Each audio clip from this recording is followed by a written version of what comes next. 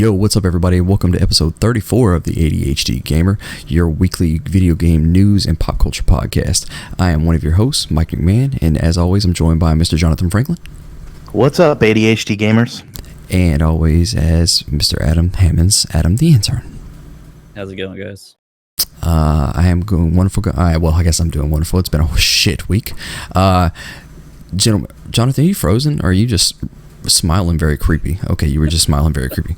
Okay. Is this better? I don't really know what you were doing there. For our audio listeners, Jonathan was smiling very creepy like. Guys, we did not come to you last week. We're humans, and we had a really bad week. So we just decided to take a week off and enjoy some time with our family, and we are back. And of course, the week that we decided to take off is probably the biggest week so far in 2020 in news stuff.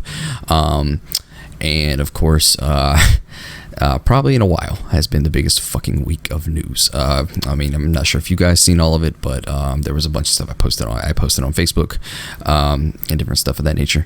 We'll talk more, but a little bit more about that in a little bit. So guys, if you're not sure, this is the ADHD Gamer. We are a video game news podcast and pop culture news. You can pretty much find us anywhere, all podcast services, anywhere, along with our other shows, The Podalorian, and also Tunarama is going to be a show I've talked about for a while. It should be released this week.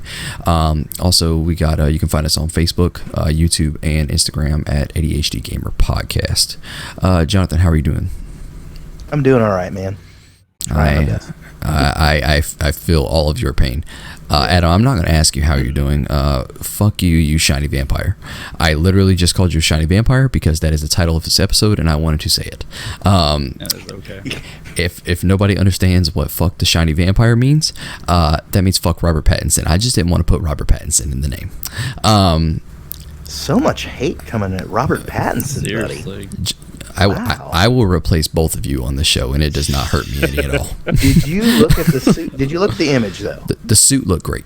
The suit looked cool. I really like the suit. The suit looked great. I think Robert Pattinson is a bitch. I don't like him. I don't like him for the. I think he's great in the role of Twilight. That is it. That is a movie that you don't like. Correct. I did not. You know what? The music was fine. The suit was fine. I got really big Daredevil vibes, which I felt that because Daredevil was great. Well, I'm sorry, not movie Daredevil. Show Daredevil was great. So I got Daredevil vibes from it. I liked it. I also kind of felt a little bit of Wonder Woman-ish vibes from just the intro settings, which is a DC thing. So I think it's great. I like it to an extent. I just don't like all the casting. I think I've said it multiple times. I don't like Colin Farrell as Penguin. I believe they got him playing. That's a weird casting for Penguin. We talked about this. So we talked about this a couple episodes ago. Adam pulled it up for us and told us. But I mean, I don't like a lot of the castings. So this episode will be called "Fuck the Shiny Vampire." I don't like him. Do you think that you don't like Colin Farrell as Penguin because Danny DeVito will always be Penguin to you? No, but yes. Because Danny, listen, so there's a thing that people do in this world, and it is, okay, I'm going to explain this the best way I know possible. Mm-hmm. If you look at Tony Stark, for instance, in the comic books, he looks directly like Robert Downey Jr. Oh, there's no doubt about that. That is 100% true. So Robert Downey Jr. is the obvious choice for Tony Stark and Iron Man. Yeah. When you look at Penguin in comics or listen to him in books or something, and they talk about how big and short and round he is, DeVito makes sense. Oh, 100%. I would have perfectly been okay with them just bringing Danny DeVito back as Penguin in this movie. I would have been perfectly okay with that. I mean, he's short, he's plump, he's round, he's ornery. I mean, give me Jim Carrey as Riddler. I would have been fine. I'd be okay with that again as I would have been fine. He's crazy as hell now, but he would still. I mean, that kind of fits the role anyway. So what does it matter? that man can do some things with his facial muscles. He can. I watched him go straight from being Jim Carrey to being the Grinch in a matter of 0.2 seconds this week, and it is crazy what that man can do with his face. It's crazy. Yeah, absolutely. But yeah, gentlemen. So this week has been a crazy week for all. Well, I'm sorry, for all two of us. Somebody seems to have a wonderful week. I remodeled like half the house. So you remodeled a goddamn window. An entire garage. He remodeled half a bedroom. Yeah, half a bedroom. That's all we live in, so it's essentially half a house. Jesus, but a half a bedroom. I'm physically tired for doing that, and then on top of clinicals and everything. So I remember my first beer, actually. Yeah, your first beer. My first beer. Actually, it was about 1 o'clock today. So, and I'm still going. So, what you drinking over there, buddy? Just Ultra for right now. I've been on PBR all day. I am Ultra not sponsored. Yeah, Michelob Ultra. Michelob Ultra. Drink. No, drink this. Low calorie. I started. I've been drinking PBR for years, and all these ever since these hipster young kids. I'm not gonna say any names. Some of Adam's friends, maybe. I don't want to say any names, because he's the young one on the show. They have PBR used to be really cheap, and now it is expensive because these fucking shitty ass hipster millennials have killed my beer prices, and they've killed my beer. I drink really shitty cheap beer for the reasoning of my grandpa did, and I follow him. So my grandpa used to drink Milwaukee's Best, and I will happily, that's my first beer I ever drank, so I will chug it down.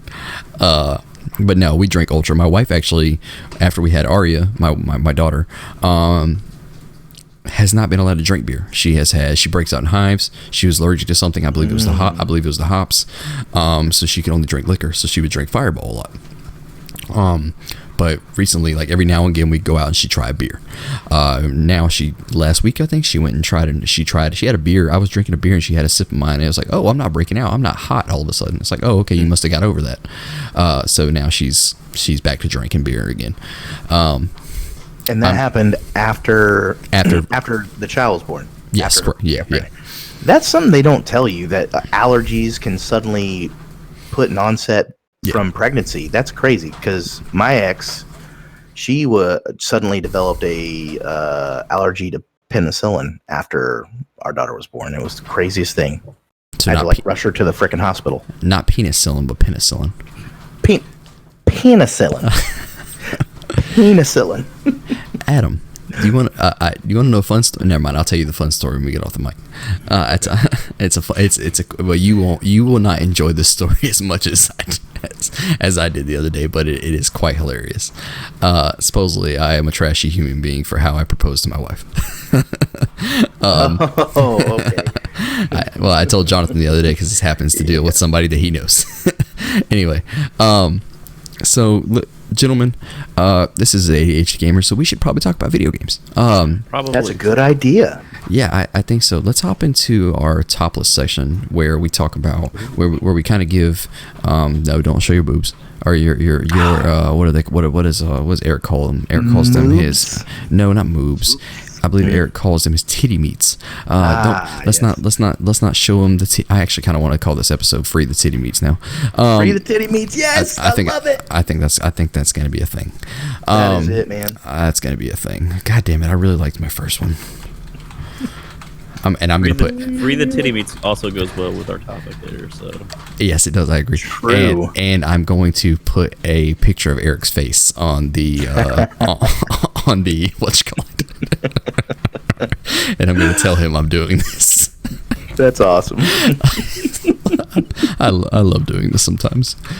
Should I spell titty Tittie or Titty? I don't know how. Let me see how Eric spells it. Yeah, I usually spell Titty, but yeah, ask Eric. I'm not asking him because I'm just gonna randomly do it and then tag him in it. No, ask him how he spells titty.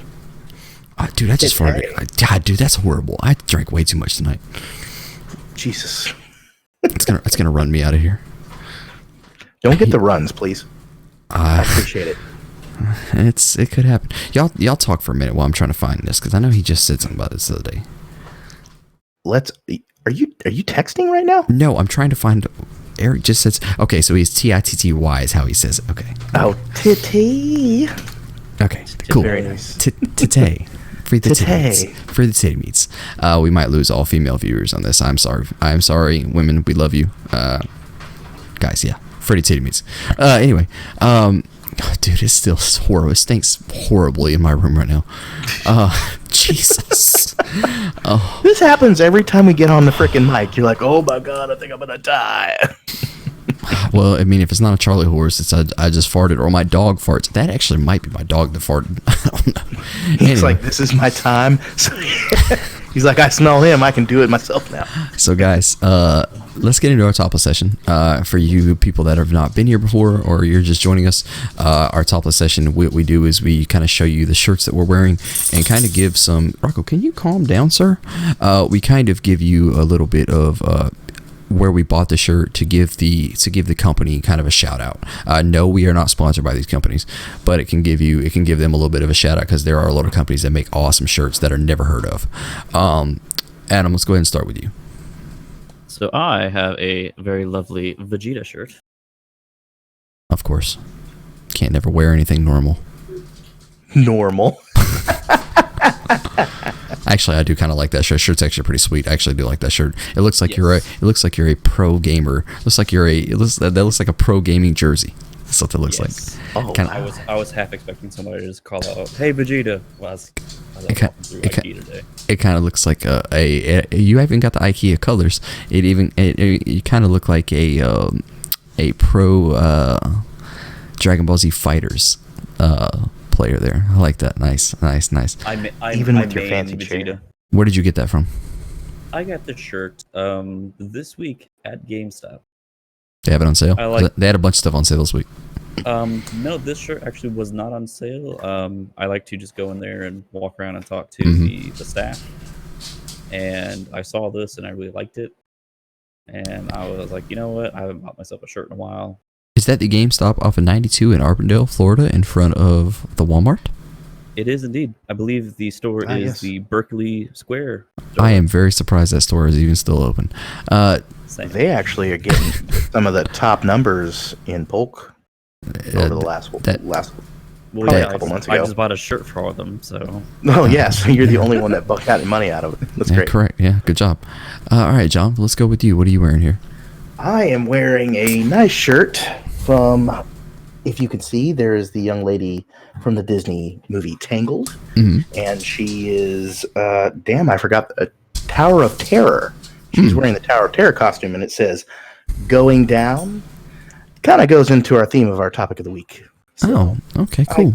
I got this lovely shirt from MegaCon at one of the vendors there. I believe it was Lock and Key or something like that, but I'm sure you can Google them and find their stuff. Lock and Key is definitely a comic, but yes, I agree with you. No. It's like a Lock and Key Has recently t-shirt or been something. added to Netflix. Show. Yes, I need to watch it because I've heard it's actually pretty good. I see it, but it's one of the things where it cracks me up. It's just kind of like what people did with The Witcher, to where like something comes up that's new to people, right? And they start to watch it on Netflix, and then they have no idea what the fuck it is. So like Lock and Key has been around forever as a comic, and I remember reading them way back in the day. I have never finished them, which I need to. But it's kind of like The Witcher. When The Witcher came out, people talked about The Witcher so much that nobody knew about it. So it's just like, oh man, this thing's pretty fucking cool. It's like, yeah, Witcher's been around for a while, dude. It's funny that stuff happens. Stranger Things season 4 trailer dropped this week as well. Actually, it was pretty good. Oh, that was the From Russia with Love or something like that? Yeah, that's probably what you said. So, gentlemen, I am wearing something that my children got me for Father's Day last year. This is my wonderful shirt here. Dad, we love you? Oh, there we go. 3,000. 3,000. And it's got all my kids' names. And it's got all my kids' names on it. So that's a cool shirt. Yeah, my wife got this off of Etsy, I believe. Yeah, it's actually a really cool shirt. It's got I think it's got Black Widow on it, Iron Man, and Captain America. Yeah, it's pretty cool. I actually really like this shirt a lot. I wear it a lot. Awesome. So, gentlemen, let's hop into what we are playing. Since we started with Adam, Jonathan, let's start with you. Have you been playing anything special this week, man? I hopped on today on Plague's Tale Innocence. Did you? And started playing that, and got to about the point where the dog gets eaten, and kind of took a step back. That's literally in the first part of the game. Oh yeah, absolutely. I was like, oh my god. And that and Apex. Is there a reason why you're not playing? Are you done? Are you just done with it and not going to play it anymore? No. After the dog part, I was like, oh god damn, like it gets worse. Fuck yeah. I know it gets worse, but for some reason that just kind of hit me a weird way, and I was like, all right, I'm gonna put a pause for a minute. The dog thing will hit you. I promise you. If nobody can see this, if you're an audio listener, I have a canine behind me that is my companion and probably my best friend in this world, and he was sitting beside me when that happened, and it did not hit me well. So I also paused it and saved it and turned the game off. Well, there was no save because that was literally, I had to do that scene again because I just shut the game off. It's a shitty scene. But I'm just kidding. It doesn't get worse. There's nothing worse than that throughout the game. I made it past that and went walking through the village, but literally right after that, I don't know. It just hit me in a weird way at the time when I started playing it. So I just said, I'm going to pause this for right now. Cool. So. Apex Season 4, anything special, anything new? You've been enjoying it? Revenant, blah, blah, blah? I mean, I haven't figured out how to play Revenant properly, but I've seen a lot of people on Facebook and things like that bitching about Revenant, saying, oh, he's a badass, but he's fucking worthless, But other than that, I've been really enjoying Season 4. The adjustments to the map are pretty cool. They've got the whatever that damn thing is that's drilling into the planet, which is obviously going to destroy it by next season. Also, there's been rumors of people seeing a dog near that drill site. So where we were talking about the little girl from the video last time, and she's holding a dog statue. So they think that has something to do with, there's a lot of rumors going around saying that has something to do with it. Okay. So might be the next character. We don't know. I could see that. There was also something that I've seen some different changes of sniper ammo is its own thing now. Yeah. I've seen a lot of people bitching about it, but I've seen a lot more people actually saying they like that. Because sniper ammo is its own thing now, instead of having to use heavy or what's the other ammo? What's the super lime green ammo? The energy ammo. Energy ammo, yeah. So that's really cool. I like that. They did a lot of changes to the weapons and attachments and stuff like that. So it's actually better this way, in my opinion. But some people just don't agree. They don't like change. I mean, you're always going to have people. You're always going to have everyone that bitches about something. I'll get to that in a minute. So is that all you've been playing? Yeah, that's it. Okay. That's all I've had time to, honestly. Adam, go ahead and hit me. What you been playing? I'm going to be real with you. Literally nothing. All of my gaming consoles have been packed away in a box since the remodel. Because I knew I was getting this desk today, and I didn't want to pull everything out, put it back on my other desk to take it right apart and put it back on this desk. Okay. So I literally just plugged everything in 2 hours ago. Hey, sometimes that's how that works, man. Well, at least everything's plugged in now. Yeah, tomorrow and into Monday, I will be playing Kakarot, trying to get to that story a little bit more.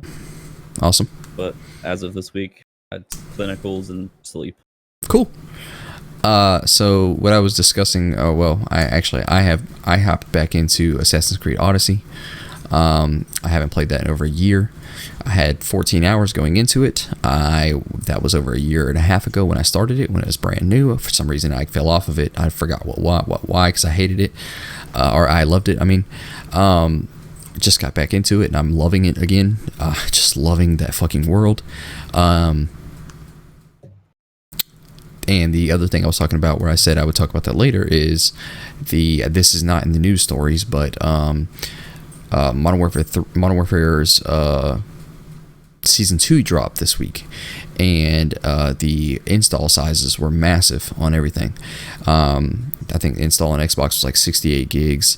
Install on PC was like 87 or 98 gigs or something like that. What a lot of people were bitching about was they didn't understand that there was a massively leaked battle royale that was out there in the wild, and that's all that is. That this file size is literally that big because that's probably what's in this file. The files are already there, so they can just hit a switch and that bitch is going to come on.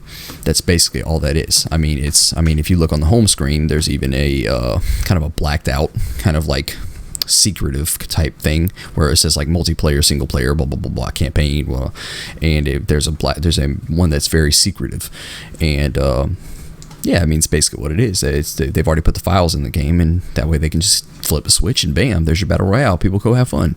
That's basically all that is.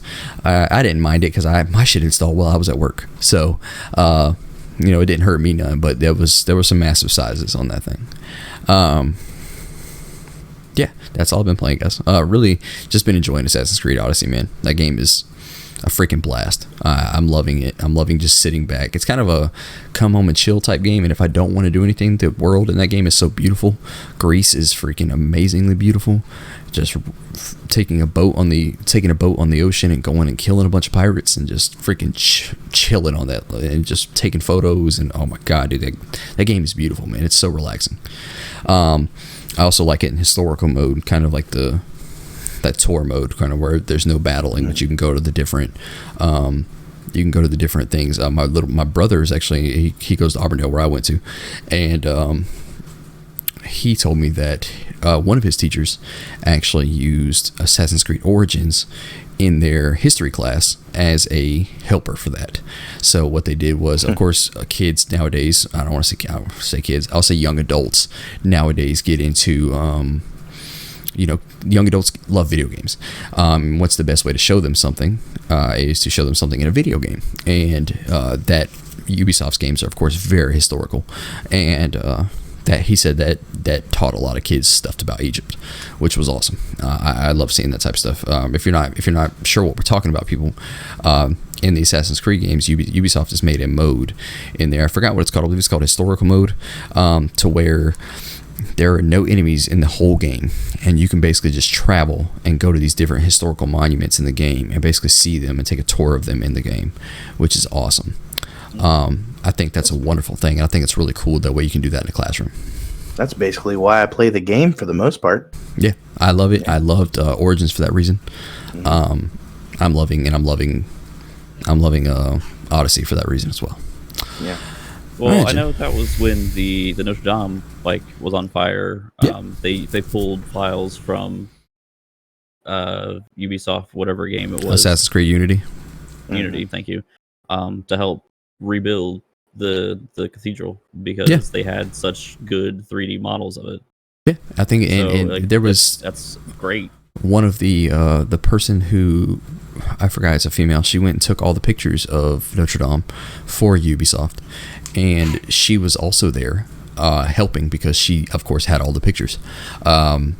She had all the pictures that she had took of Notre Dame. So I think that's really cool that Ubi's allowed to get into that kind of stuff. And it kind of lets them off on a couple things where they're like, hey man, you fucked up on this game, but you did do this.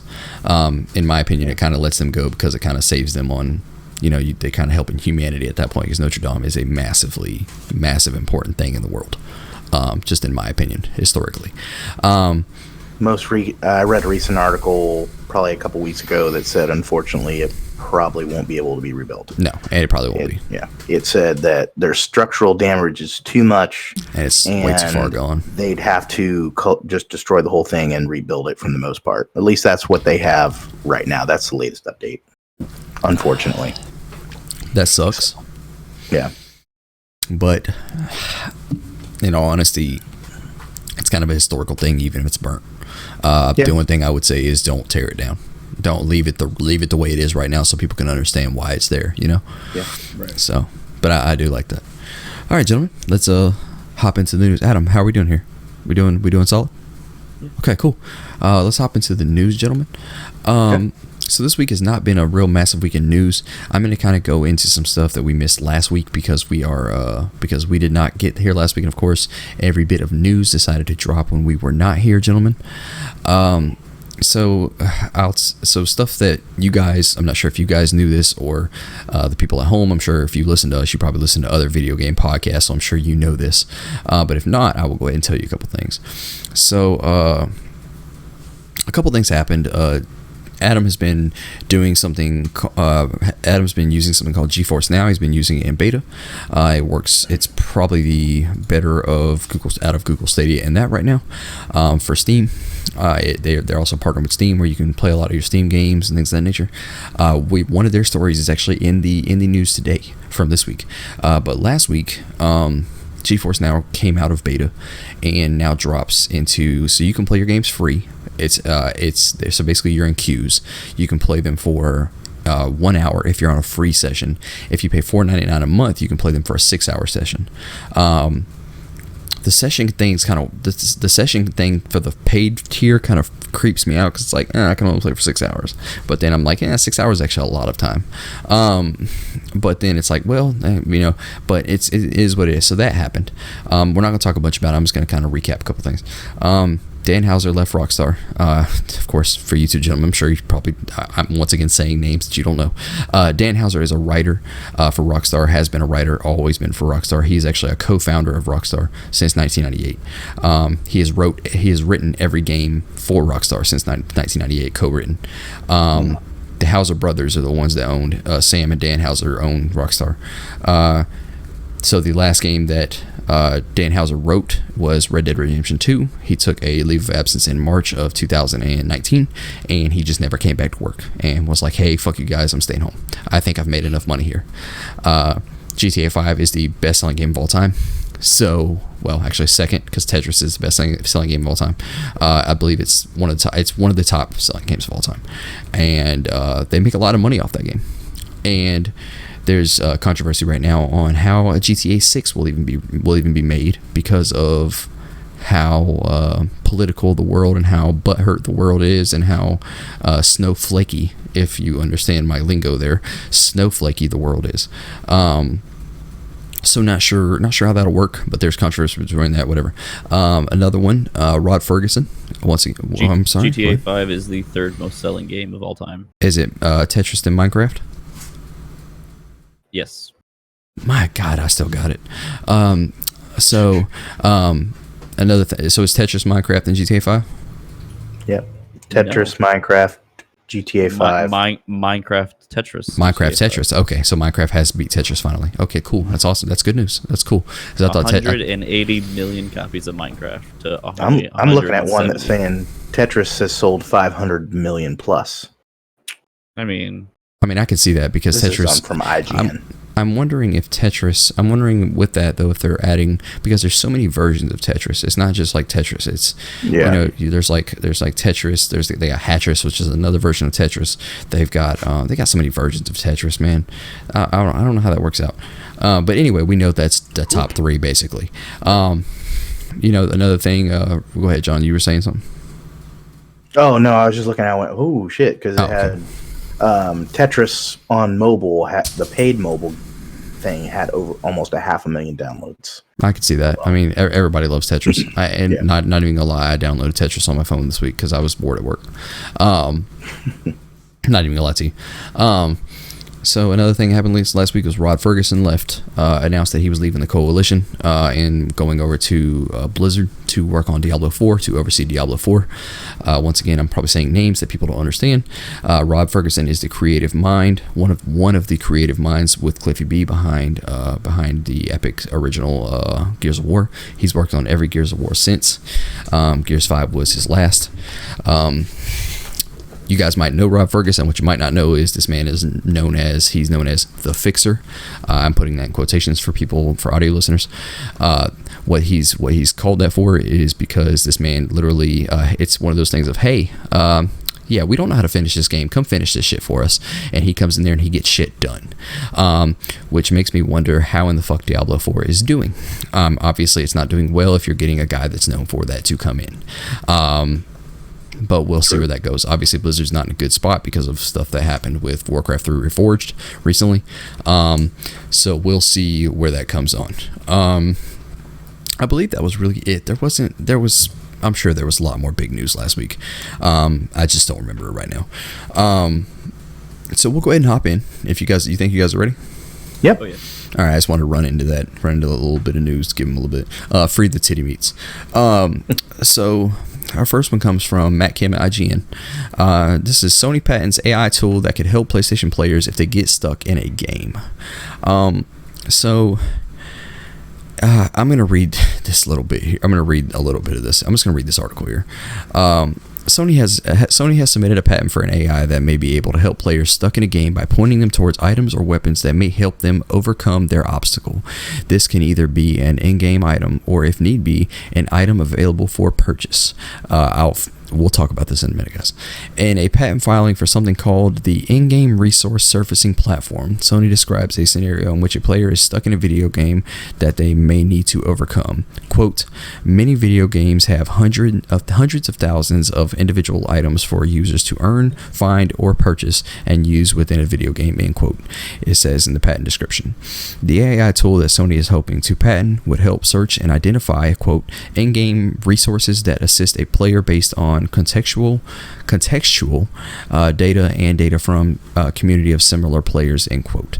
Sony lays out 3 variations of this tool. One is where the AI identifies the current state, quote, current state the player is in while in a game, and cross-references it with other players who have successfully moved past that point. Quote, the method provides an operation for selecting a resource that is usable by the player to complete the objective based on the one or more resources utilized by respective other players during said successful attempt of completing the objective, end quote. So guys, you can probably see if you guys are looking at the article I'm looking at here from Matt Kim, you can see the pictures here. So for people at home listening to us, there is a picture of a. You guys see what I'm talking about here? Okay. There's a picture of a little boy or a child with a PS4 on the ground or PS5 something, and playing a TV, and it says he is saying, hey PlayStation, how do I defeat this boss? And then up on the screen it says 80% of players like you defeated the boss using resource X, and then on this TV screen it says resource X buy now. So that's it for now. I'm not going to read the rest of this. If you guys want the rest of this article, go check this article by Matt Kim at IGN. So one thing Didn't they have a system very similar to this? Well, not similar to this, but in the Fallen Order. No, not really. BD1. I remember BD1, or you could press a button and it was like, "Hey, how do I get past this?" And well, a lot of games have in-game hints, yes. Or you can ask for hints. BD was like an in-game hint, like BD, and also BD's hints sucked pure asshole sometimes. Yeah. BD did not help me at all at times, or he would just tell me the same shit over and over and over. Usually it's like a reminder of what you've got to do. Basically what this is telling you, Adam, is this is like, let's say I'm playing Bloodborne, right? And it's like, oh, hey, buy this weapon and you can beat this boss since you let's say I've died. Let's say PlayStation's like, hey, let's set a set number of times that if this person dies, we ask them if they want help. So I die 5 times. And they're like, hey, we see you've died 5 times. Would you like to get this weapon and help you out a little bit? This might help you. You might be able to beat this boss. Why don't you buy this? Blah, blah, blah. It's basically what that's saying. I understand it. It's kind of it's predatory to an extent because of the buy now thing. But here's what I also don't understand. I don't think Sony understands there's a thing in the world called the internet now, and there's a thing called YouTube. There's a thing called Google. There's walkthroughs. There's guides. IGN makes them themselves. There's a bunch of spoiled ass little rich kids out there that will press on their daddy's credit card and hit that every fucking time. Yeah, I can see that. And there's also things like, I didn't even read this little part, but there's things. I'm going to read this last little paragraph. Meaning the AI will find out how other players completed the obstacle and point the stuck players towards this solution. The AI tool may also point players towards an item in a store, in-game or online, that can help complete the objective or even advance the game to a point past the obstacle, a skip maybe. So it's almost like ruining the game to an extent. Google Stadia had this. They announced this for when they announced the game. They have a feature like this to where I remember them doing that at GDC showing that off. So I think it's kind of predatory.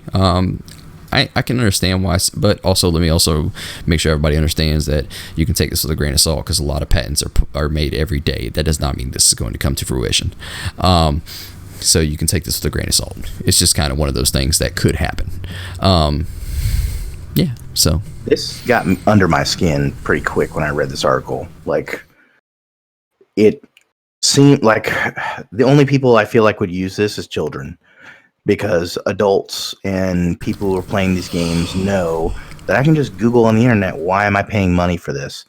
And it's just going to be one of those things, another thing that is going to rake in a bunch of money if they actually implement it, because it's geared toward kids. It's geared toward just, here it is, pop up, here's your easy answer. And we all know that this, not trying to pick too much, but the current children's generation, however you want to say it, is all about instant. It's all about, like, I want it now, right now, period, in a story. And I feel like they're gonna click this a lot. I mean, I can understand it, but it's obviously aimed at children. There's a child in the freaking in the graphic itself. It's one of those things to where there's going to have to be parental controls on this stuff of, like, hey, my kid cannot press that buy button without me doing something, you know? Because, I mean, they had to do that when, I don't know if you guys remember, when Fortnite was, I mean, of course, it's still a real big thing, but when it first came around, kids were just buying freaking skins like no tomorrow. Like, kids' moms would wake up in the morning and their credit card would be like a $500 charge because these kids are just buying the shit out of skins. So they had to make a big thing about that. Yeah. So hopefully they get something done like that. Adam, you got anything on this? I'm the kind of player to where if it would pop up and be like, oh, 80% of people beat it by using this, I'm going to be that 20% who beat it some other way. And I would go out of my way to figure out how to do it without using said weapon. True, Alex. But you appreciate a challenge, though. Like, right. A lot of kids nowadays, I can speak from my kids, is they want that instant gratification. They want to just go ahead and get it done. Well, at least a couple of them. Right. But, you know, I'm sorry, my throat's getting all fucked up. You're good. But I feel like that's what's going to happen. And I mean, as a parent with a wallet that's not too deep, I don't like this at all. No, I don't. It's great. But It's once again a patent that probably won't come to fruition. But, I mean, it's or a at cool least not concept. the way that they're I don't to say it out. No, especially since, you know, the internet's so big of a thing now to where people think that these companies don't look at customers saying stuff, you know, but the fan base, if they say, hey, this shit sucks ass, bro, it's probably not gonna happen, unless your name is Google Stadia. Then I mean, then yeah, that's not gonna do it. But it's just something that I don't even know if it'll come to fruition. If it does, I like you said, Adam, I think it'll come to something that isn't the same as this right here. It could be different. Now, if they want to put like in-game hints for, like, I don't know. I don't even know if you want to buy them. Maybe do reward points. Like, hey, the more you play a game, the more reward points you get, and you can spend these reward points on hints or something like that. And these reward points are earned by you actually playing the game. That kind of stuff I can understand. But the whole actual real money thing is kind of like, bro, how much time does it really take, and how much server space does it actually take for you to actually put this in your server? So, you know. Well, that and how many games are geared towards the fact that you have to have some online real money payment to get past a certain obstacle in the game. Right. Yeah. So I don't know if that's, you know, because it specifically does say, you know, in a store, in game or online, but the whole resource X buy now, that might just be like, oh, go to, you know, Old Man Joe vendor down by the lake and buy 50 fish to make a giant fish potion or something. I would love to make a giant fish potion on certain games like Breath of the Wild, actually. What if they use that to make games harder in certain points, near impossible? Let me give you $5 and you just rank this difficulty up. Right. Well, I mean, if they make things more difficult just for specifically to earn more money, but to get you to press that button, you know, like, what, you're ruining games at that point. You're predatory, yes. You're predatory. Yeah. I would not put it past them, but you are predatory at that point. Yeah. At that point, that's when it comes down to I want to say, lawyers getting involved. Yeah. I don't know if it would work, but I could see it being tried. To me, it's the new loot box. Yeah, in a way. Loot boxes were, of course, massively predatory. They hit kids really hard. They hit people really hard. Adults that had problems. Adults found out they had gambling problems this way. I partially had a problem with loot boxes in the Overwatch. Overwatch hit me for a pretty solid amount of loot boxes. So yeah, I don't know. We'll see. We'll see what happens. Like I said, it might not come to fruition. So we'll see. Adam, you want to go ahead and take the Adam, this one's Adam. Go ahead and take the next story here. Make sure you tell us where it came from. This story comes from Push Square, and it was brought to us by Liam Croft. Thank you. An amazing name. I do like that name.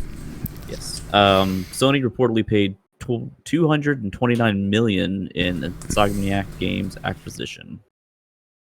So the article goes that Sony set social media alight when it completely overshadowed Gamescom opening night live 2019 with the acquisition of Insomniac Games, to the point where Jeff Keighley felt the need to address it live on stage. It was a memorable moment, but until now we had no knowledge of how much the Japanese giant actually paid for Marvel's Spider-Man developer. The figure is now reported to be $229 million. Which, for everything they got for $229 million is a great price. They got a so thank you for reading this, Adam. I got they got a steal. Spider-Man itself has sold 13 million copies at this point. Insomniac has also made things like Sunset Overdrive for Xbox. Insomniac has also made what else? Insomniac make? Ratchet and Clank, Spyro. I knew there was something else. Didn't they make the Alien World War II game? Or am I thinking a different one? Resistance. Yes, correct. Yeah, they did make Resistance. So, but they made Song of the Deep. There were a couple of games that they made, and that's crazy. But the bad part about it is, just to give you guys a little bit of where this came from, I have a list of video game company acquisitions in front of me from Wikipedia, and it says acquisitions with deal of at least $100 million. So right here, so Insomniac is at $229 million. Microsoft bought Rare for $375 million. Sony bought Gaikai for $380 million. Tencent bought Riot Games for $400 million. Electronic Arts bought Playfish for $400 million in 2009. Let's see, PopCap was bought by EA for $750 million in 2011. BioWare and Pandemic Studios was bought in 2007 for $775 million by EA. So just to give you a little bit there of how much they got out of this, they have sold 13 million copies of Spider-Man on one console. Not multiple, one console. That's insane. Yes. And you take prices and you add that stuff up and see what they've made. They actually got a steal on this, and of course they're making Spider-Man 2. I mean, that's everybody knows that. You know, I think that's a steal. I think this is a wonderful thing. I'm glad Insomniac was bought because they deserve it, especially after Spider-Man. That game was amazing. One of my best. I'm hoping for a good, clean, like completely reboot of Ratchet and Clank.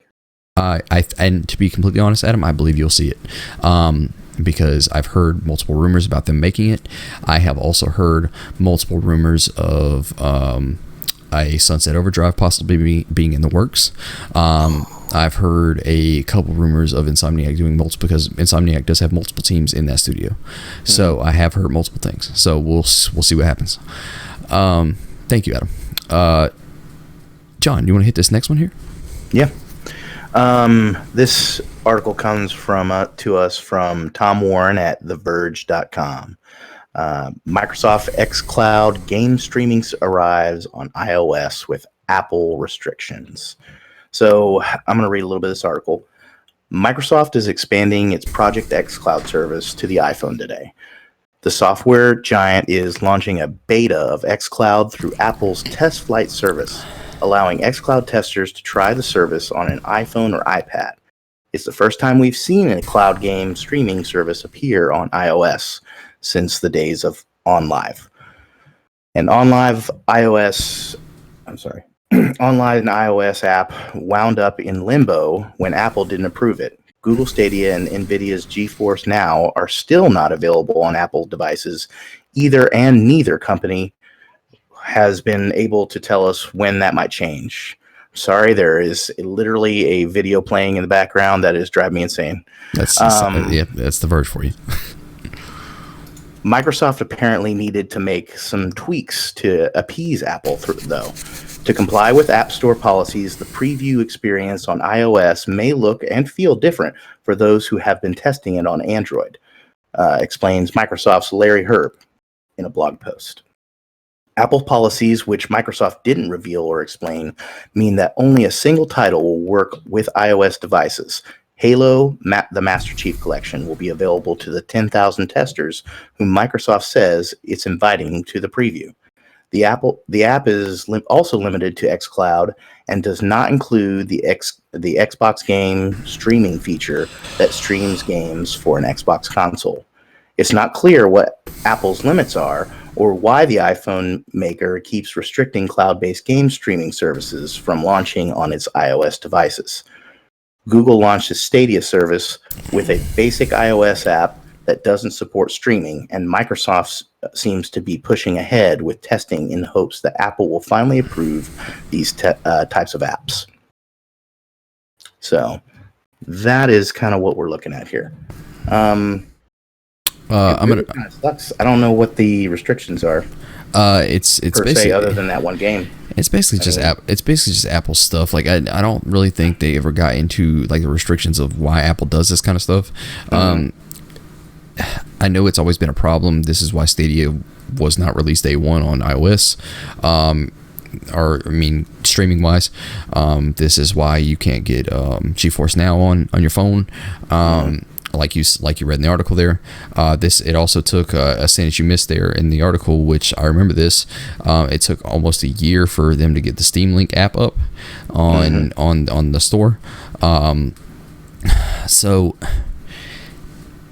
I don't understand it. It's cool that we're finally getting it because it's cool that we can. I like this article because it's cool that we at least get one game for now. We at least get Halo: The Master Chief Collection, and that's cool because at least Apple's letting that happen. Because if they could see if that's happening, that means we're going to get more. It's just going to take time. Right.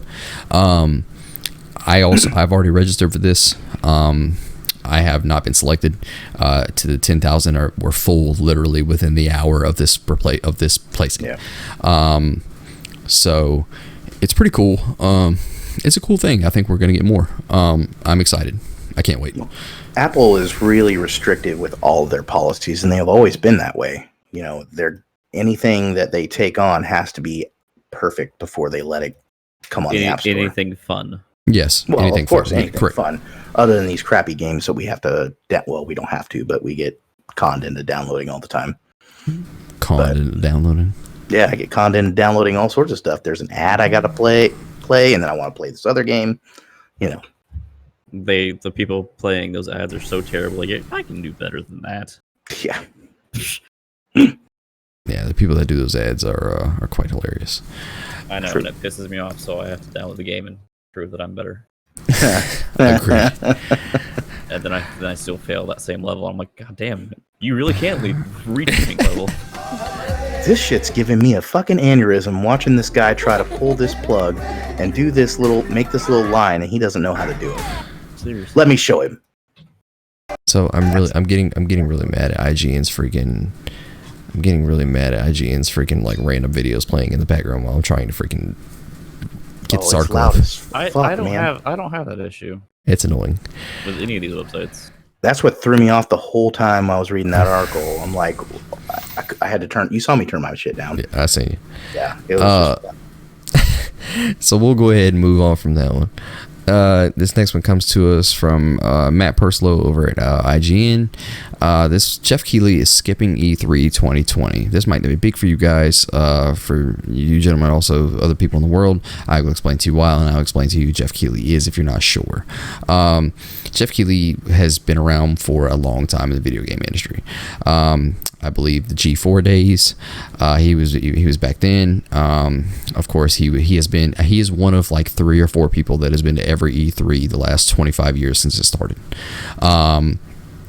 For him not to go is a big thing, and I'm going to read a little bit of the article to let you know. In a tweet from his personal Twitter account, Keighley announced that he will not be attending this year's Electronics Entertainment Expo. Quote, "I have made the difficult decision to decline to produce E3 Coliseum for the first time in 25 years. I will not be participating in E3." End quote. E3 Coliseum is basically where Jeff Keighley sits down with all kinds of developers and things and interviews them, and kind of it's kind of like almost an opening, almost kind of how he does Gamescom, kind of like opening night type thing. And it's really cool to watch. It's a cool thing because he's a very good person. He's a very good interviewer, and he interviews people and asks them a lot of cool questions that you might want to hear as a gamer or as a fan. So it's pretty cool stuff. I'm not really going to read much more of this article because it's really not a massive story. It was just it's kind of a thing that goes into, oh shit, these bigger names people aren't going to E3. Is E3 dead? I think E3 will be around for a long time, but I will tell you in the next 3 to 5 years, I think E3 will fall more and more and more and more and more. I'm not sure if you guys remember this, but we talked about it a while back. Well, no, we didn't talk about it a while back. I believe I just told you about it. When we talked about E3 being dead a while back, I told you guys about the story of how E3 leaked a list of all exhibitor and press media names, addresses, phone numbers, where people had to move and shit because there was creepy ass people trying to get them and stuff.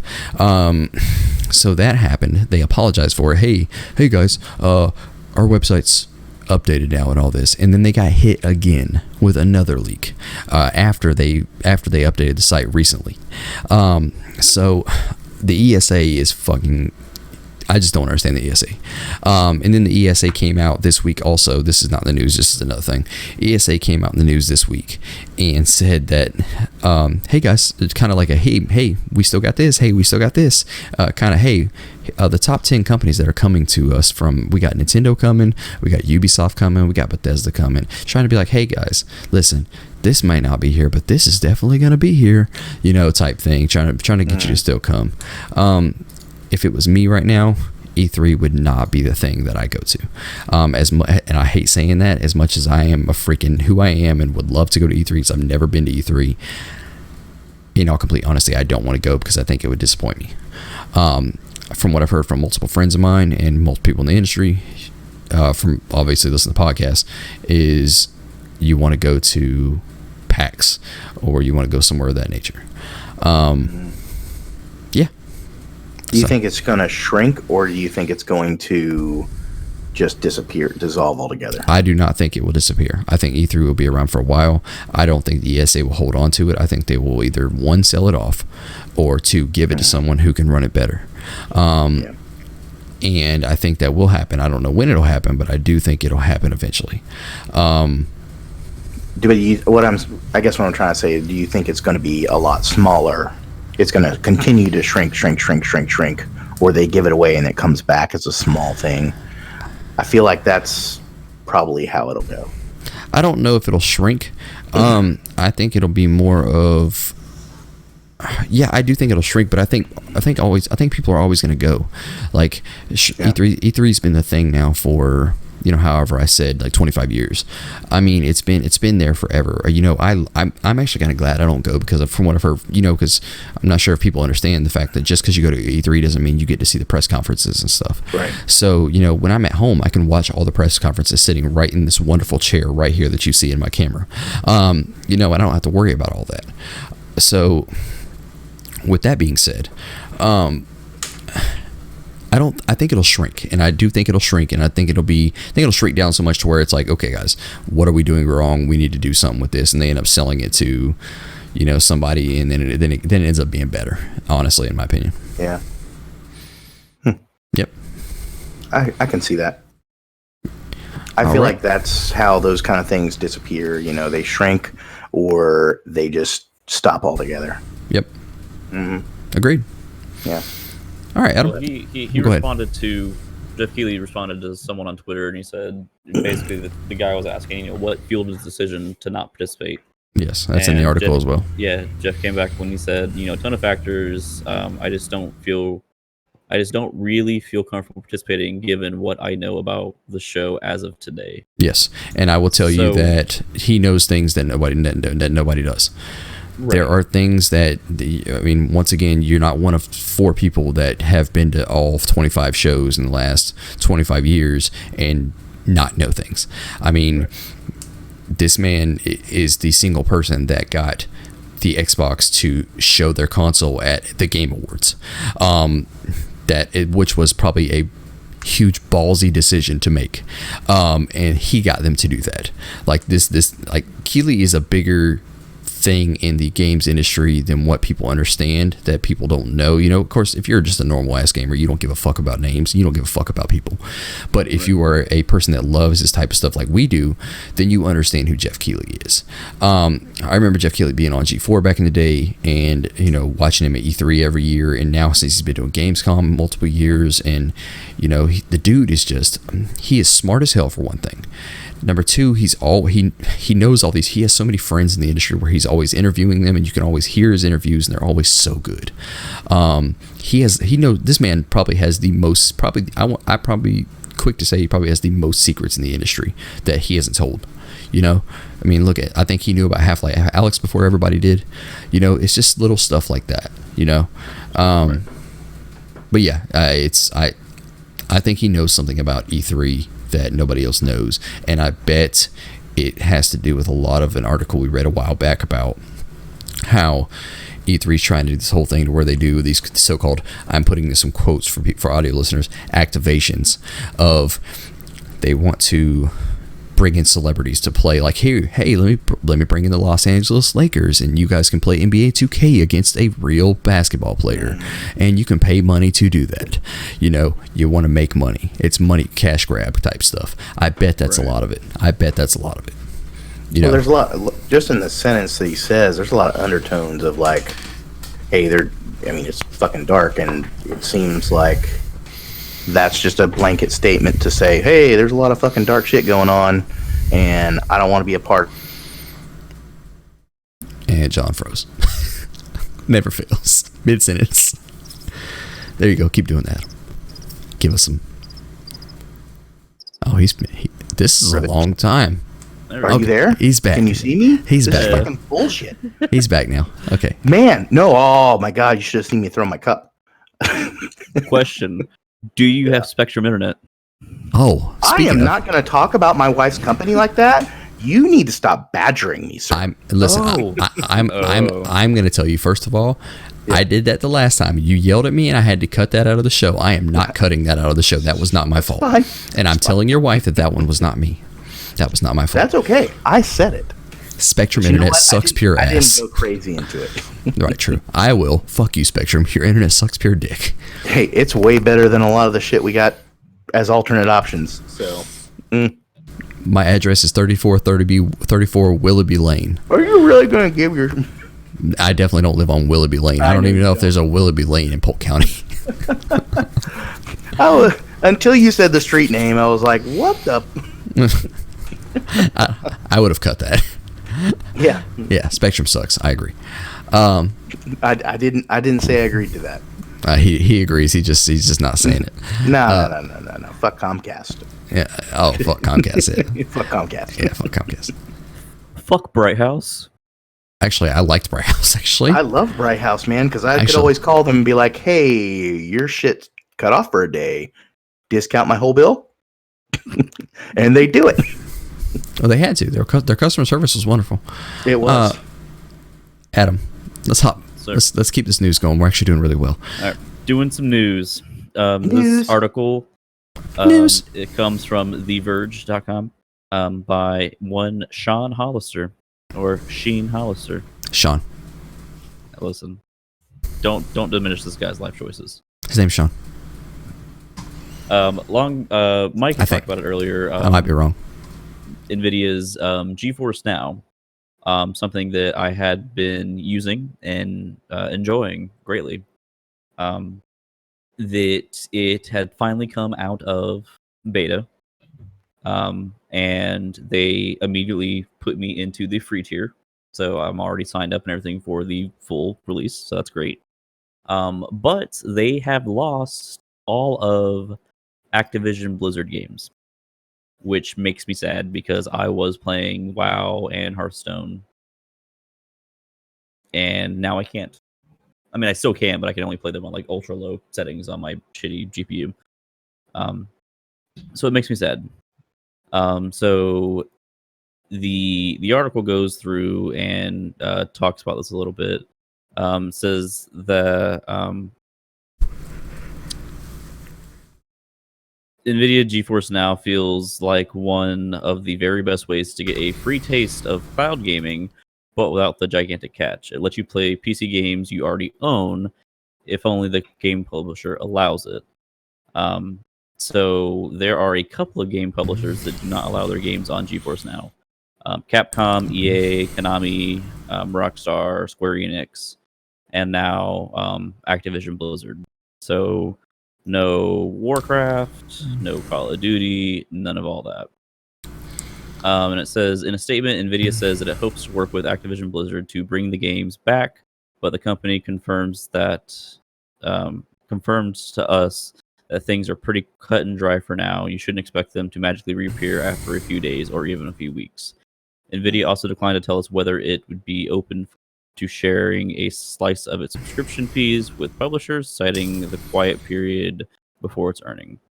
It's true that Blizzard at least has a end user licensing agreement that specifically prevents users from playing a game on cloud gaming services, but that doesn't seem to explain this move. Activision doesn't have anything like that in its licensing agreement. So I don't know. It seems like a really weird move. Here's the thing. One day. Here's the thing. It was fine in the Now beta, in the GeForce beta. It was fine. It was there during the beta the whole time. Something had to happen for them to pull it. And I think I don't think that's the reason. I literally think because GeForce Now dropped this, the GeForce Now went out of beta literally like that. Yeah, I literally remember talking with you about this the Friday before we did our last show. We spoke about this. It was still in beta at that point. I had signed up for the beta the day before that. And then we decided not to do the show and the next week, and that week it just randomly dropped. And I think that was it. I don't think they got either one, they didn't get some kind of permission, or two, as another thing of mine, Activision is a big enough company to where they could do their own streaming service with this shit. You know, because you know how Activision's all about this right here. Right. So it could have been the thing of, like you said, they are about money. So it could be a thing to where, hey, let's just do our own shit.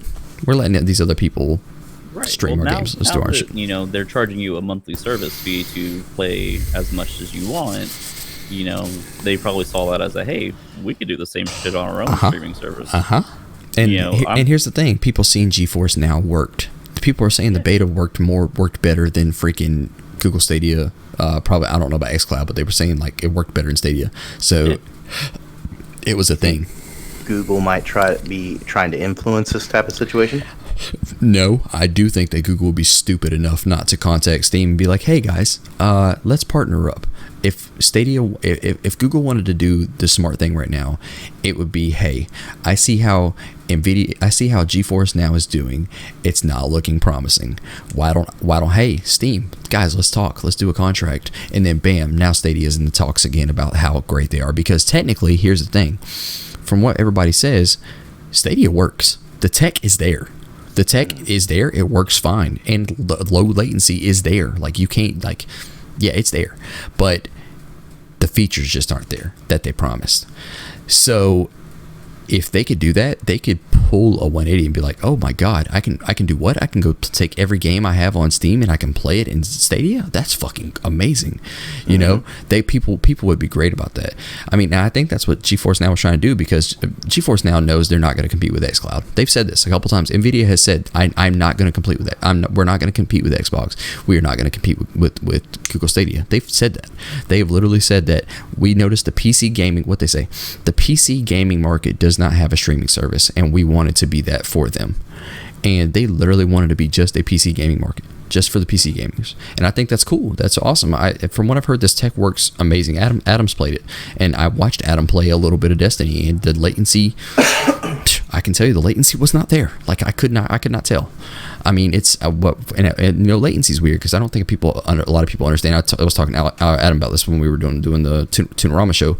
I don't think people understand that even when you're using a wireless controller, you still have latency, and it's just not noticeable at all. So it cracks me up how people think that.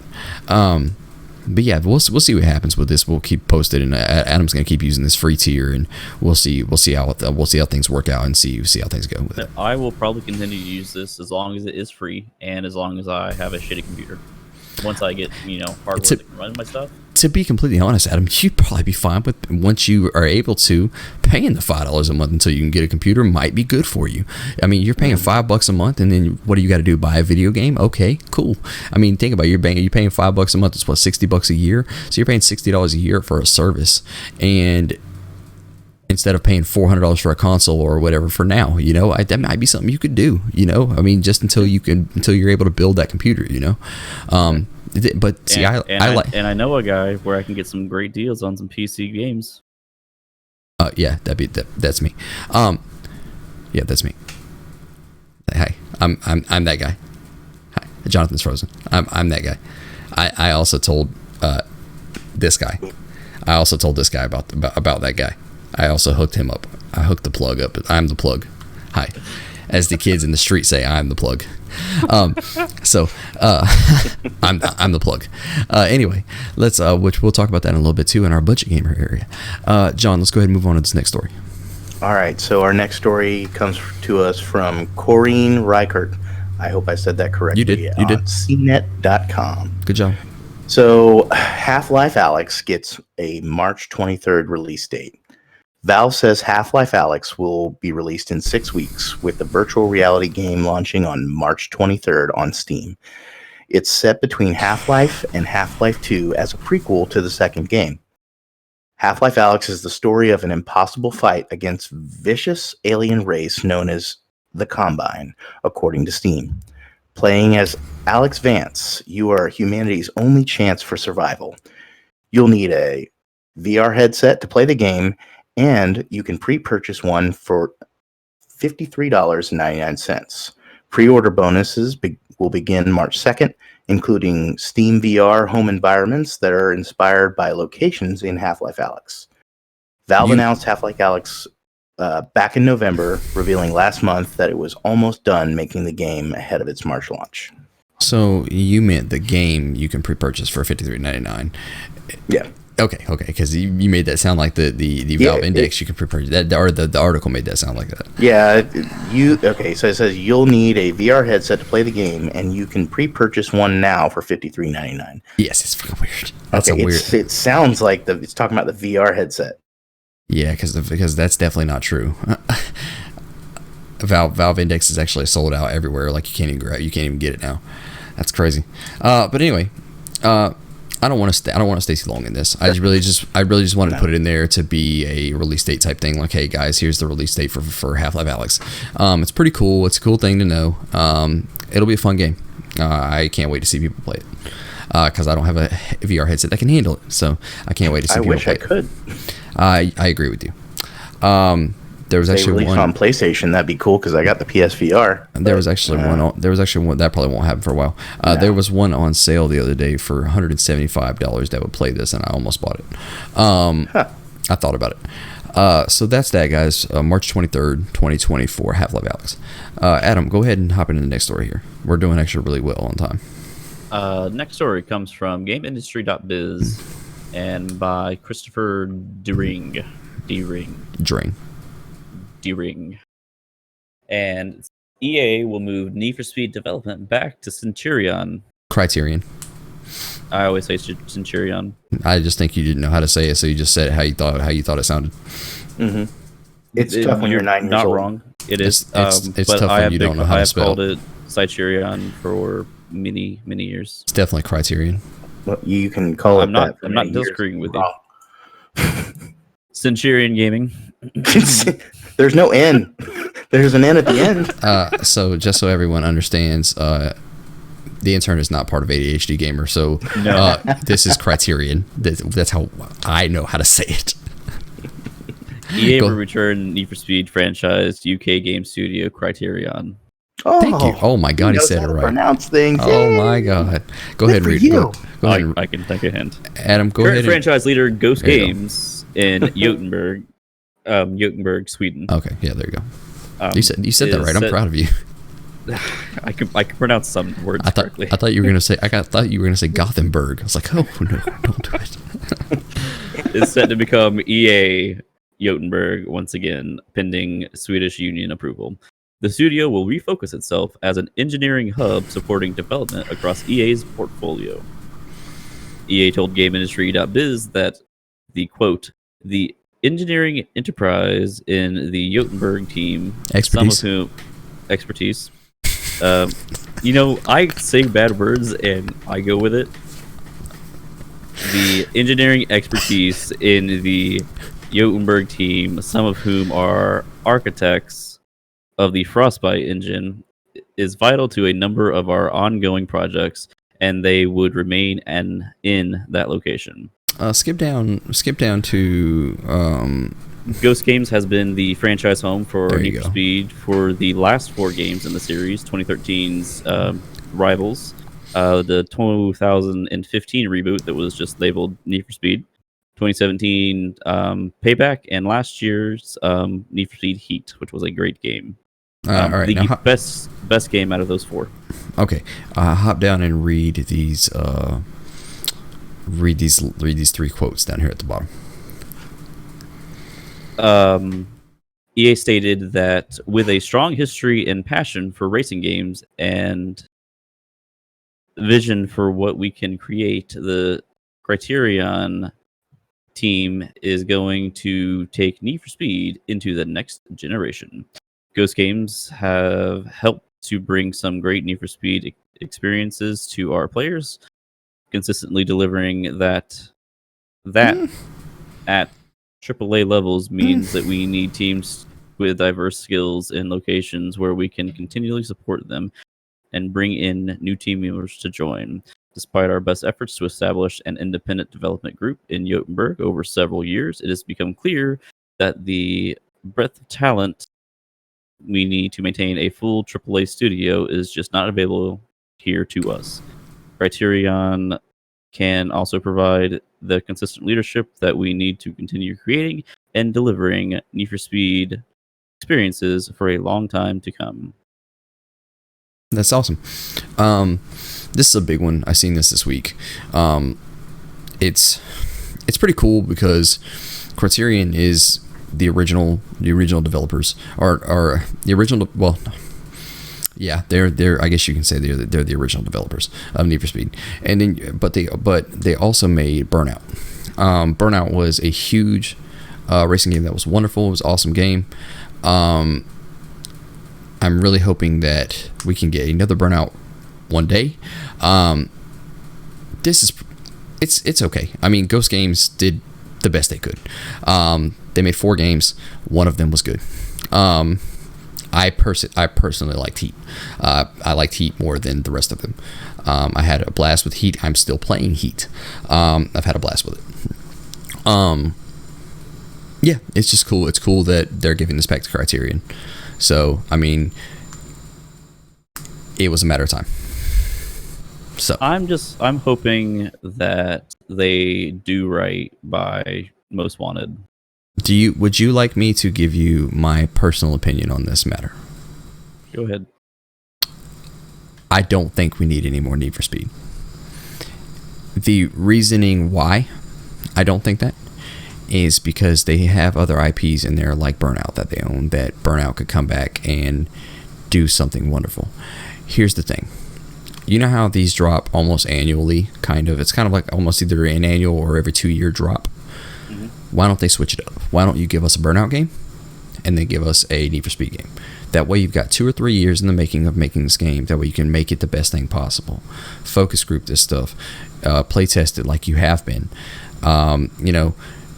Try and make the best game you can, but give us other stuff. Like, people, not all people like Need for Speed. A lot of people actually hate Need for Speed. I loved it, but a lot of people hate it. Why not do Need for Speed Burnout? Need for Speed Burnout, kind of like Call of Duty does. You know how Call of Duty does, like Modern Warfare, and then what else came out? Like World at Black War, Ops. Modern Warfare 2, Black Ops. Different things. They do different things. So why not do that? Why not EA go ahead and take that measure and do that? Because a lot of people do love Burnout. I love Burnout. I would love Burnout to come back. I would love to see Burnout become like the soft physics engine of like BeamNG. Like, do that soft physics engine with Burnout of old, and that would be so awesome on this gen consoles. Another thing I would like to see is EA go and get. So if you're not familiar, Criterion used to make the Burnout games. Some people left from Criterion and went and made a studio called Three Fields Entertainment. Three Fields Entertainment made a game called Dangerous Driving. Dangerous Driving is basically fucking Burnout. It's Burnout, but with a very, very, very, very, very low budget. Go get Three Fields. Go get these guys. These guys did wonderful in that game by themselves. There's like 4 or 5 of these people. And go get these people. Let them join the team to make a new Burnout game, because that's all they want to do. I don't know, man. I would just love to see more.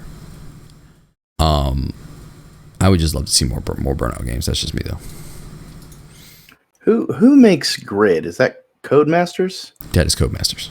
Yeah, I've really enjoyed that one in the past, but I wouldn't want to see Need for Speed go away. I'm not saying go away. I think they I'm just saying too many at the same though. I think you do too many back and forth.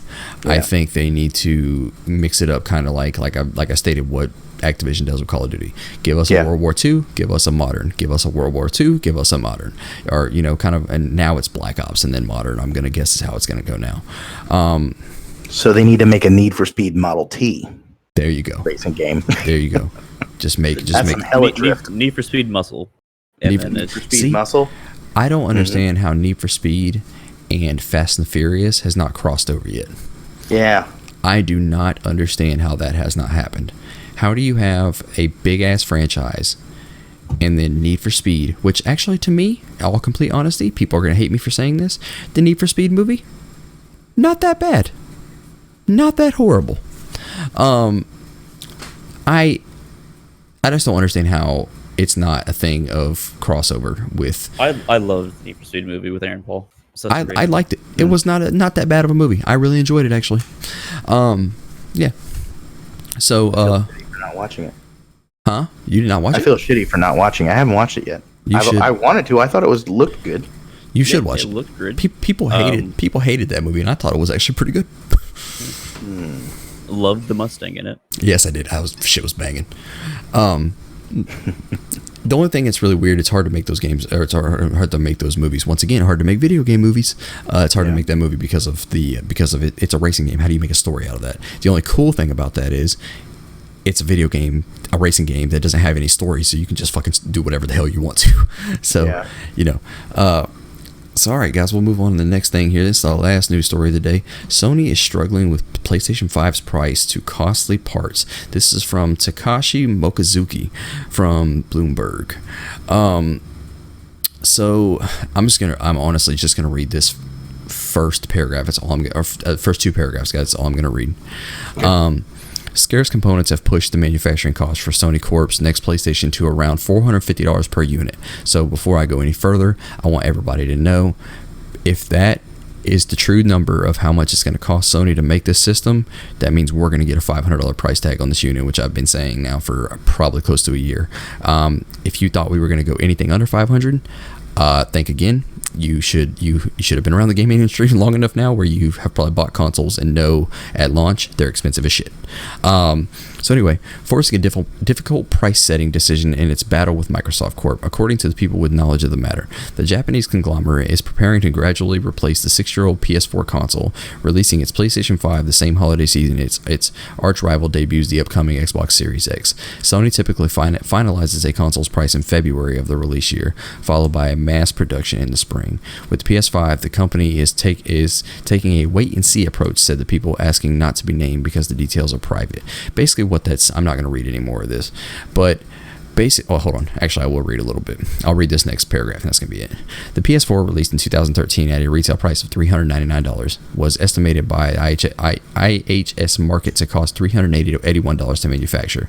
With the $450 unit cost and a similar gross margin, the PlayStation 5's retail price would have to be at least $470. That would be a hard sell to consumers.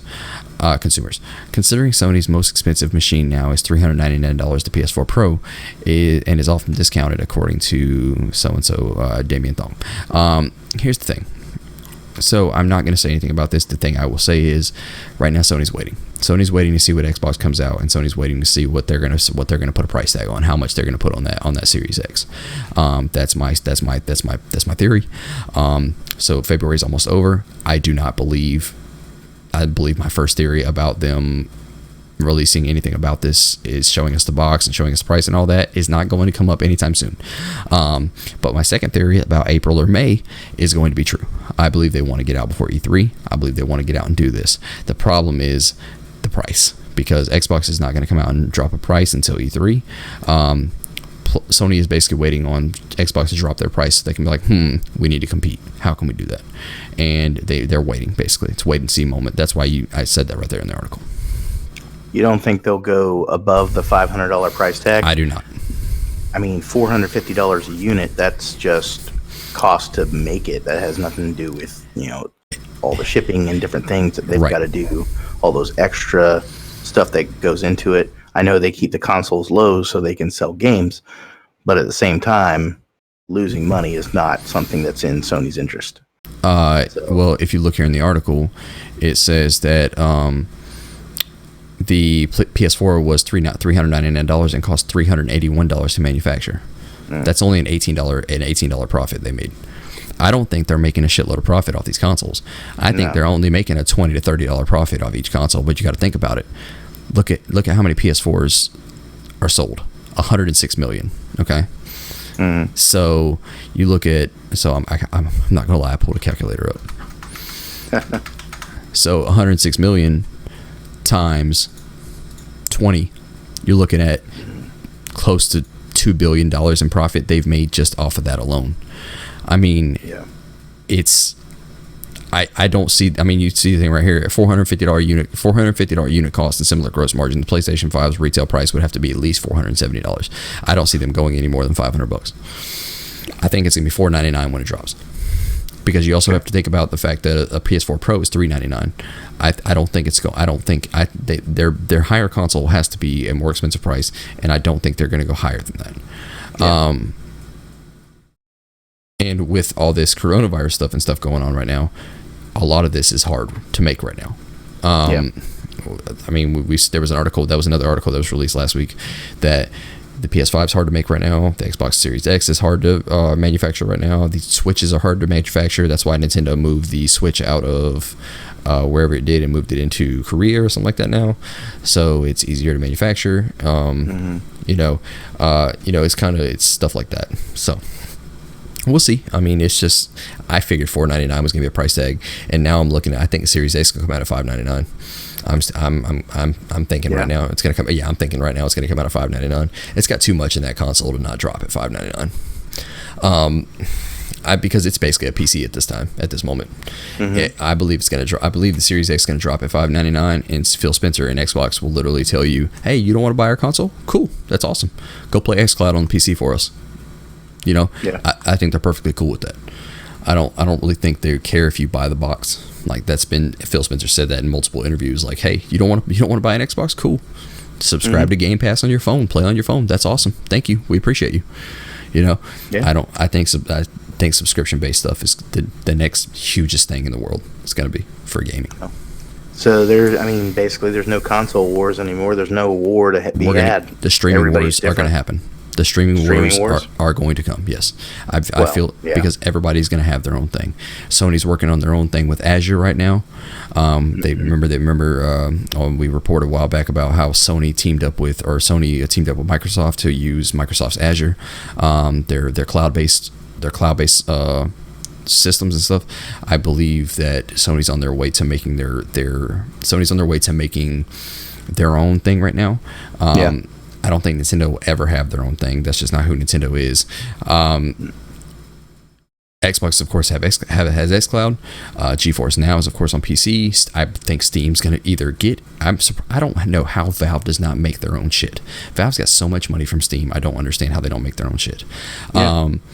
But I would much rather them team up with somebody like Stadia or Geforce Now, and that way I can play all my shit there. I do see streaming wars to be a thing. I imagine at some point the Game Pass will include almost most games out there that you can do. It'll probably expand even further than it is now. I don't see it going anywhere past 100 games. I don't. But I do see them getting bigger titles. I don't see them going anywhere past 100 games because 100 games is a lot for that small price tag you get. What I do see is see Xcloud being included in your price for Xbox Game Pass Ultimate. I do see that happening. I think that is going to be the thing of them being like, hey, Xcloud's going to be involved in or going to be included in your Xbox Game Pass Ultimate membership. We did have to raise the price $5 a month though. I'd be like, oh, okay, cool, whatever, that's fine. I'd be fine with that. So yeah, I feel like eventually it's not going to be limited to just Game Pass games being able to play wherever you want to and stream everything. So well, no, they never said that. They did say that. They did say like if you like Xcloud's gonna be the thing to where if you own it in your Xbox library, you can play it. Right. Yeah. And that's why. There's like 50 or something or so games on there right now, and from what everybody said, all 50 of those games run perfectly fine. I got a friend of mine that's been playing Madden in there, and Madden runs perfectly fucking fine in there, and which is a thing that you would think would need to run fine, which it needs to. So yeah, it runs fine. I'm excited to see where it go where we're going, but then I'm not at the same time. So we'll see. That's so exciting stuff we got coming for us, guys. So gentlemen, that's gonna be it for news. Let's hop into new releases. Jonathan, you're gonna go, I'm gonna go, then Adam's gonna go. So Jonathan, why don't you start us off? Alrighty then. First game up, we've got Corruption 2029 for PC on February 17th. All right, we got Mokoko for PC on February 17th. I believe I did that okay. Mokoko, sure. Oh, thank you, Mokoko. Thank you. I don't know. We have Bayonetta and Vanquish. 10th anniversary bundle, PS4, Xbox One, February 18th. Drone Champions League, the game, PC, PS4, and Xbox One, February 18th. If you guys are not sure, that is a drone racing game. I just wanted you to know that. Devil May Cry 3 Special Edition for Switch, February 20th. Fortnite Chapter 2 Season 2, PC, PS4, Xbox One, Switch, February 20th. I like your twang on that. Puyo Puyo 2 for the Switch, February 20th. Sonic the Hedgehog 2 for Switch, February 20th. Under Night, In Birth, EXE, Late, Silter. These fucking anime ass names, man. Anime ass names. Just throw some random numbers and shit in there. It's fine. Yeah. PS4 Switch, February 20th. That reminds me of a Kingdom Hearts title. Seal Fledge, PC and the Switch, February 21st. All right, guys. I said that correct because I have no idea. I think you did wonderful. Awesome. John, let's hop into Budget Gamer. Go ahead and tell the people where they can save money this week. All right, so we'll start again with cdkeys.com. So My Heroes 1 Justice 2 is available for pre-order for PC for $44.59, which is down from the last time we talked about this. One Punch Man has shown up on there. One Punch Man, A Hero Nobody Knows, is available on PC, will be available on PC, and it is $42.49. Resident Evil 3 for the PC has also gone down to $44.19. Watchdog Legions has also gone down to $53.59. Doom Eternal, once again gone down, $38.79. However, Cyberpunk 2077 has gone up to $45.49 on the PC and $56.79 on Xbox One. And let's see here. Oh, Epic Games Store has released Aztez from February 15th to the 19th, and Kingdom Come Deliverance, which is also the same dates. Steam still has all the Half-Life games available from January 21st to April 1st. Stadia Pro still has Guilt and Metro Exodus from February 1st to be dated when they'll stop. Xbox Game with Gold still has some of the same games, but we'll go through it. Call of Cthulhu is available February 16th through March 15th. Star Wars Battlefront, the original Xbox game, is available from February 16th to 29th.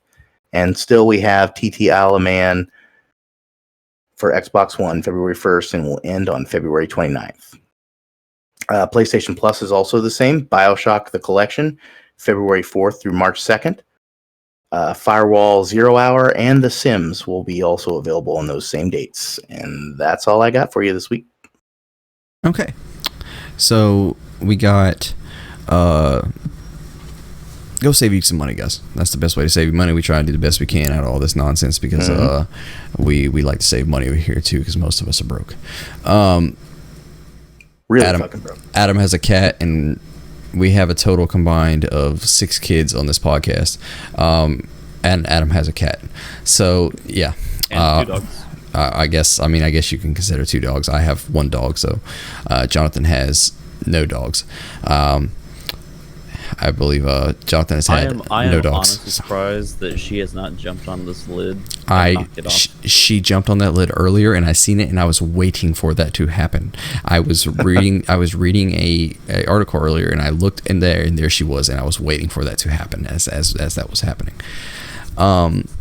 So guys, we're gonna go into our wonderful topic of the week, and we're going to talk about nudity in video games.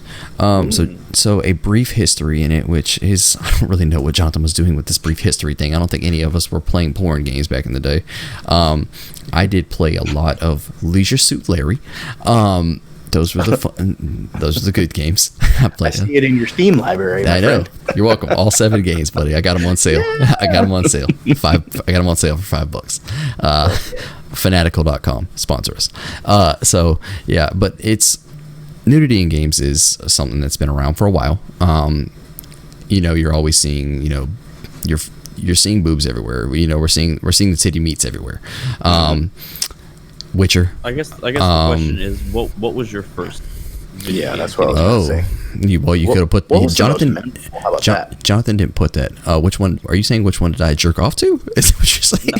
No, motherfucker. What was the first that you can remember video game titties you ever seen?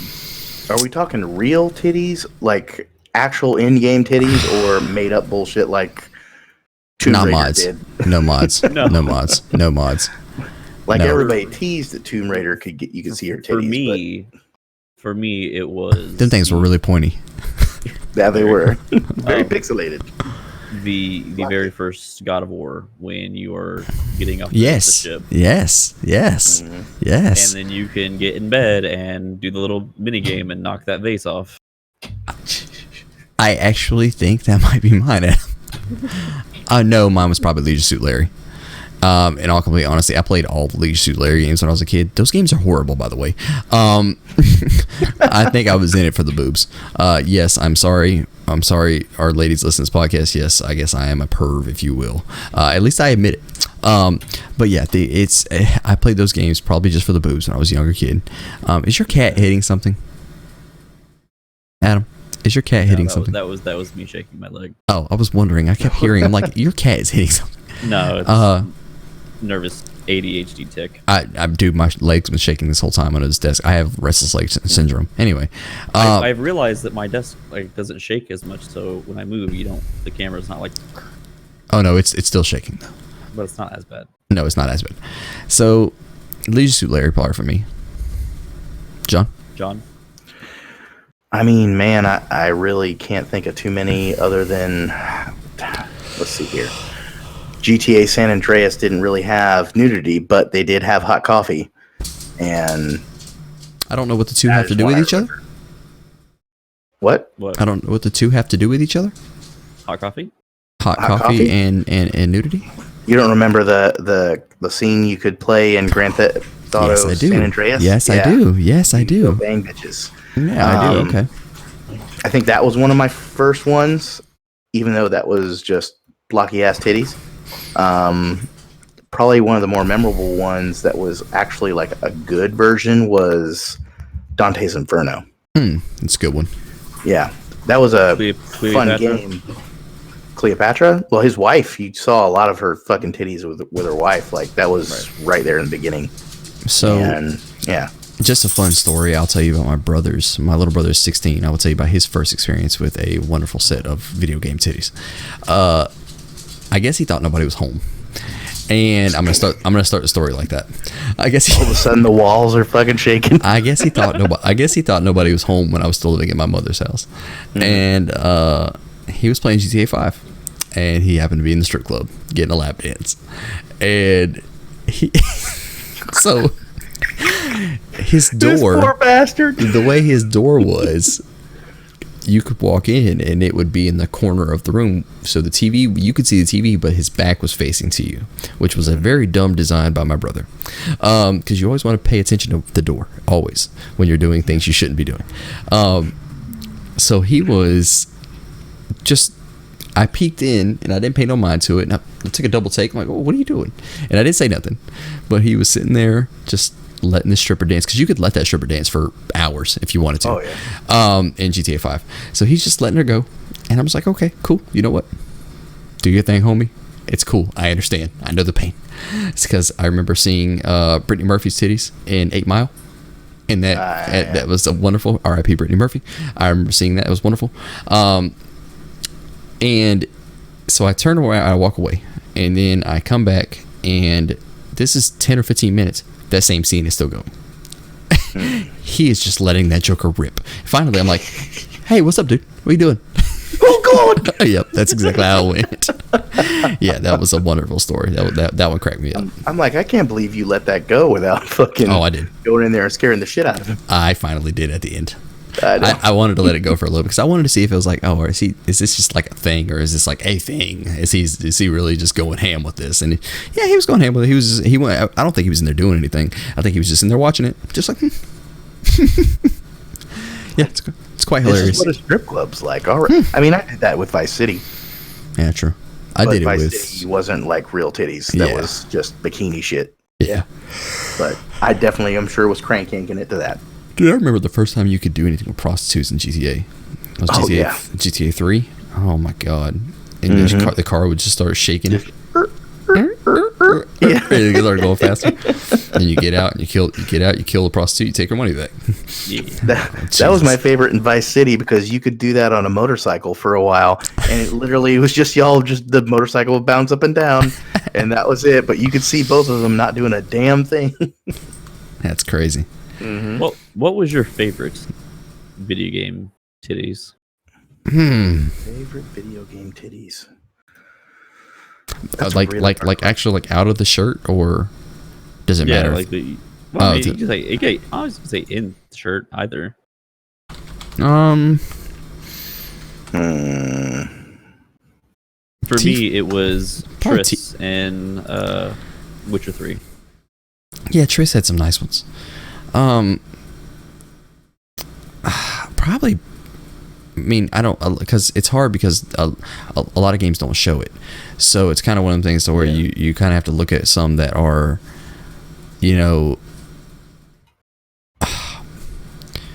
you have to look at some of them that are like not. I think mine would have to be something like either Bayonetta or just original Tifa from Final Fantasy VII. Soul Calibur.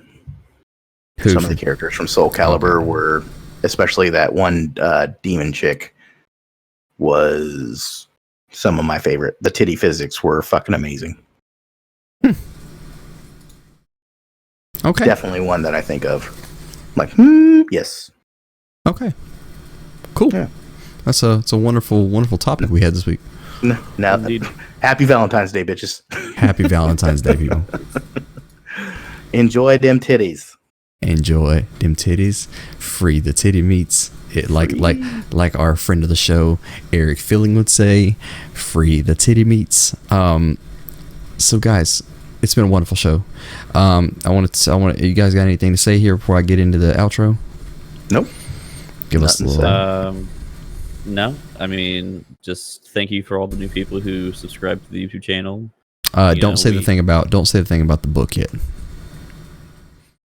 Okay. And thank you to all the new likes and follows on Facebook. I literally just said don't say the thing about the book yet. Literally just said don't say the thing about the book yet. I didn't know what you're talking about. I was like, the book, I don't know what he means. Then why did you agree? Oh my god. Look, thank you. I fucking didn't mention any specific Adam, numbers or earmuffs. Thank you, everyone. We really appreciate. Thank you. This week we hit over 1,000 likes. We are now at 1,100 likes on our Facebook page. We would like to, myself, I believe in the beginning of this whole thing, myself and Jonathan did not see it going. And I want people to understand, we know that 1,000 likes is not a shitload. But to us it is. And because we did not expect that to be a number that we would hit. So first of all, thank you. Second of all, thank you. I don't really know much else to say besides thank you. It's wonderful. It is great. It's we would like to see more people listening to the show. So if you guys can go, once again, here's a little plug for you guys. We're on podcast services everywhere for audio podcasts: iHeartRadio, Spotify, Stitcher, Google Podcasts, Apple Podcasts, TuneIn Radio, plenty more. Google Podcasts. Oh, I think I've said that already. You can go anywhere, guys, for audio stuff. If you want video stuff, you can always check us out on Facebook.com/ADHD Gamer Podcast, YouTube, same thing, ADHD Gamer Podcast, or Instagram, ADHD Gamer Podcast. You guys can do that anywhere, and we really appreciate it. And wherever you go, please like, share, subscribe. Please give us 5-star ratings if you can. If not, that's fine. We understand. But the 5-star ratings do help us get into the new and net-worthy podcast thing, so more people can watch us. Yeah. So, thank you guys. We really appreciate that. Also, sorry not to cut in, but if you guys have any questions or want us to talk about something on the podcast, just shoot us an email at adhdgamerpodcast@gmail.com. Yep. Oh yeah, you guys can. I mean, happily. We would love nothing more than you guys send us emails so we can talk about, because these topics are getting annoying to come up with. We would love nothing more than to make an email segment to talk about you guys' emails. That would be wonderful. I mean, whether it be dares, whether you want Adam to drop his pants and show his butthole, I will make it happen. Give us the brown star, you dirty bitch. I will make him show his brown eye. I will make him do it. It'll wink at you and all. I will make sure. Adam, get back on this camera. So, no, guys, for real. What's up? Did we forget Adam's fun fact? I think we did. Adam, no, we said Adam's fun fact in the middle of the show. That Spectrum sucks. Yeah, that's right. I spent an hour. I spent an hour and a half trying to get my internet to come back up. Yes. So Adam's fun fact today was Spectrum internet sucks pure asshole. It does. And fantastic. I freaking agree. Jonathan agrees too. He just won't admit it, so I'll agree for him. I've always appreciated Spectrum and their internet service. Oh, okay. You also, I think, compared to Verizon. FiOS. It's not Verizon anymore. It's FiOS. No, it's not. It's Frontier now. Yeah, Frontier owns them, which I almost got them, and then I was told multiple things. I was like, don't. If you think Spectrum's bad, FiOS is way worse. We can get it out here, but it's because I live here in the boonies and the sticks for you non-country folk, and out here we can't get much. So, yeah. But guys, once again, thank you. We really appreciate it. Guys, got anything to say before I get us out of here? Nope. Just see you later, ADHD gamers. All right, guys. Once again, thank you for watching this wonderful episode 34 of the ADHD Gamer Podcast. Guys, we'll be back next week to talk to you more about the wonderful video game news of the week. So from myself, Adam, and Jonathan, and from all of us, once again, thank you guys. We really appreciate it from the bottom of our hearts, even though I'm the only one that said that. These two fuckers don't care about you guys. God, you should see these faces I'm getting right now. Guys, thank you, and it's been a wonderful, wonderful, wonderful year. And so, thanks, guys. Bye. Bye. You gotta say it. Oh, I'm sorry. May the force be with you. Always. This is the way. You fucked up again, but I'll take it. I know. This is the way. All right, we're out.